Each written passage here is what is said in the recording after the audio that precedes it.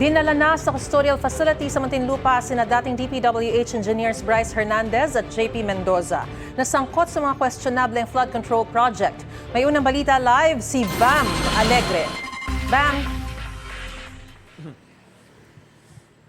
Maris, good morning. Dito nga sa Muntinlupa sa NBI custodial facility nila, dinala sina dating Assistant District Engineer Bryce Hernandez at si Engineer JP Mendoza matapos ang kanilang booking procedure kagabi.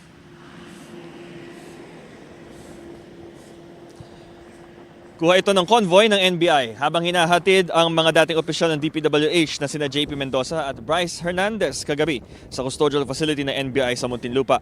Ito ay matapos silang isailalim sa booking procedure sa NBI headquarters kagabi. Ayon sa NBI, bukod sa pagkuha ng kanilang fingerprints at mugshot, nag-medical examination din sila. Kinuha sila mula sa Senado na unang may kustodiya sa kanila. Kahapon ng hapon lang lumabas ang warrant of arrest ng dalawa mula sa Sandigan Bayan.